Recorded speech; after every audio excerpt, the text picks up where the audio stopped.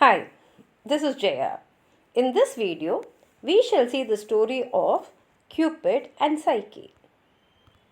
Cupid and Psyche is a story from the ancient Roman novel The Metamorphoses. This book is also known as The Golden Ass by Appius, written around 160 CE. The story describes the love between Cupid, the god of love, and Psyche, a young woman, and the trials they undergo as the result of human and divine meddling. A king and queen have a daughter who is so surpassingly beautiful that people come from abroad to see her. They hail her another Venus, the goddess of love, and she is considered as a human possessing the beauty of the divine. The girl draws so much attention that people neglect to make offerings to Venus herself. Seeing her temples deserted and a mere mortal enjoying the adoration due to her, Venus grows enraged. She summons her son Cupid, who is known for making mischief. His torch and arrows kindle a passionate desire in anyone they touch. Venus commands Cupid to punish harshly this girl's arrogant beauty by making her fall in love with the ugliest, most unpleasant man he can find. Psyche pines with loneliness because no one wants to marry her. While her sisters find husbands, everyone seems content to admire Psyche from afar. The king consults the oracle of Apollo, who pronounces that Psyche is destined to wed not a man, but a fierce, barbaric, snake like monster. The oracle says that the king must abandon his daughter on a mountain top so her bridegroom might claim her. A great procession takes Psyche to the mountain top, mourning as if it were her funeral, not her wedding. Bravely, Psyche tells her parents they should not lament her fate, but the misplaced veneration given her, saying, "My one undoing has been the title of Venus bestowed on me." Abandoned on the peak, Psyche weeps, but then Zephyr, the west wind, carries her to a meadow where she falls asleep. Psyche awakes to see a beautiful forest and flowing stream, as well as a royal palace standing open and empty.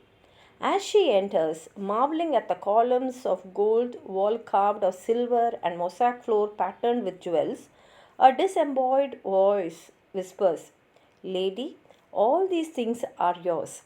Psyche enjoys a bath and a banquet laid by unseen hands, while music from invisible musicians fill the room.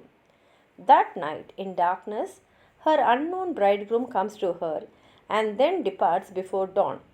Psyche settles into a delightful new life, attended by unseen servants during the day and visited by her husband at night.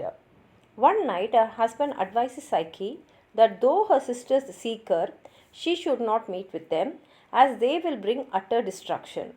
Psyche is lonely during the day, however, so her husband agrees to let her sisters visit her. But he warns her that she must not try to discover what he looks like. She assures him that she will obey, for she would rather die than be without him. Zephyr wafts her sisters to the meadow, and Psyche welcomes them with joy, showing them her palace and serving them a meal.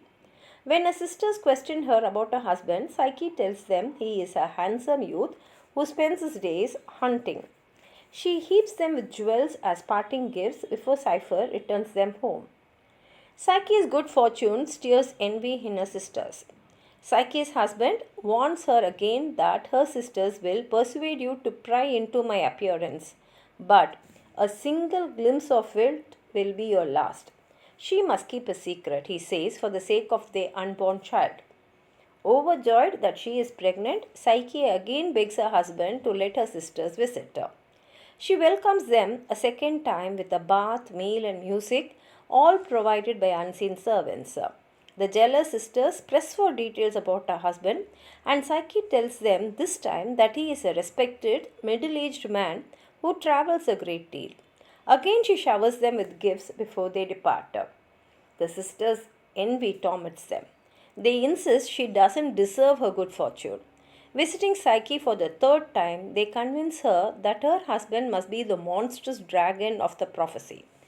They claim that he is fattening her so he might eat her and her child.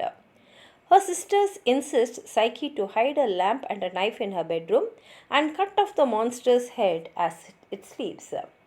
After they leave, Psyche is tossed in a grief like the waves of the sea. She has been happy with her husband, but he threatens calamity if she ever sees him. Attempting to save herself and a baby, she hides a lamp and a knife as the sisters advised her. That night, when her husband is asleep, Psyche lights a lamp and raises the blade to strike. In the lamplight, she sees Cupid with blonde hair, milk-white skin, and dewy wings. She is overcome with love at the sight of his beauty. As she leans over to kiss him, oil from a lamp splashes on his shoulder. Cupid leaps out of bed and flies away. Psyche clings to his leg, but she slips and falls to earth. Cupid scolds her for her betrayal, revealing that he defied Venus to make her his wife only to have her try to kill him. In despair, Psyche attempts to drown herself in a river, but out of respect for Cupid, the river washes her gently onto the bank. Pan, the god of wild things, advises Psyche to try to win Cupid back. Psyche visits her sister and tells her that her husband was Cupid, but because she betrayed him, he left her. The jealous sister runs to the mountain top, begging Cupid to take her as his wife. However, when she leaves, Zephyr refuses to catch her and she falls to her death. The same fate meets the second sister when Psyche visits her with the same tale. The wounded and grieving Cupid goes to his mother's home to recover. When she learns what happens, Venus is furious that her son married her enemy. Venus makes her anger known far and wide. When a weary wandering Psyche comes to the temple of Ceres and tries to make an offering, Ceres says she cannot help because she does not dare to anger Venus. Psyche then begs for help at the temple of Juno, queen of the gods, and the goddess of marriage and childbirth, but Juno too refuses to oppose Venus. Psyche then goes to Venus to beg for mercy. The goddess cackles in delight and calls her maidservants, Melancholy and Sorrow, to torment Psyche by tearing her dress, pulling her hair, and striking her. Then Venus challenges Psyche to prove her devotion by sorting a huge pile of tiny seeds, including poppy seed, lentils, and millet. Psyche is dismayed by the impossible task, but a small ant sees her distress. He summons an army of ants to carry the seeds into separate piles. Venus is furious when she returns, knowing Psyche had helped her. Psyche's second task is to gather golden fleece from a flock of divine sheep. The animals are so terrifying that Psyche considers throwing herself into the river again. But a reed at the riverside speaks and tells her that she can gather wool that the sheep had shed attached to the bushes. Psyche returns with an armload of gold, but Venus is still not satisfied. She commands Psyche to gather water from a spring that gushes from a high cliff. The spring is impossible to access, and fierce snakes lie on the banks. Psyche despairs, but then Jupiter's eagle appears and, flying up to the spring, fills the jug for her. When Psyche brings the water to Venus, the goddess assigns the most fearsome task.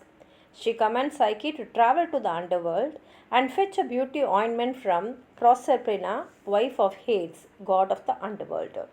Psyche climbs a tower, thinking that a leap to her death will be the most direct route to the underworld. But the tower speaks and tells Psyche where to find the entrance to the underworld. She must carry 2 barley cakes baked in wine and 2 coins. She must pay 1 coin to Charon, who ferries souls across the river of death. She must feed 1 cake to the 3-headed dog that guards the gate. She must accept nothing but plain bread to eat. When she returns, she must offer the 2nd cake to the dog and the 2nd coin to Charon. And she must under no circumstances look inside the box that Proserpina will give her. Psyche does exactly as instructed. But when she returns with the precious box, she realizes that she might be more pleasing to Cupid if she uses some of the beauty ointment. She opens the box and the sleep of Hades overcomes her. She falls to the ground as if dead. Cupid, meanwhile, longs for Psyche. He leaves his room and finds her beside the road. He wipes the death-like sleep from her eyes and returns it to the box. Then he pricks her lightly with one of his arrows to wake her. Poor dear Psyche, he exclaims. See, as before, your curiosity might have been your undoing. While Psyche delivers Proserpina's gift to Venus, Cupid approaches Jupiter to ask for his help. Jupiter agrees to intercede and calls Mercury, the messenger, to summon the gods to an assembly. Jupiter proclaims that Cupid shall marry Psyche and he will make them equal in status. Mercury brings Psyche before all the gods and she drinks a cup of ambrosia that makes her immortal. Jupiter declares, Cupid will never part from your embrace. This marriage of yours will be eternal.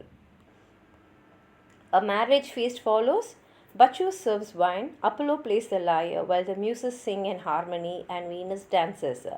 A daughter is born to Psyche and Cupid and they name her Pleasure.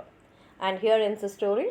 If you have anything more to add on to what I've said, please write it in the comment box. Like the video, share it with your friends, and if you have not subscribed my channel, please subscribe and support. Thank you.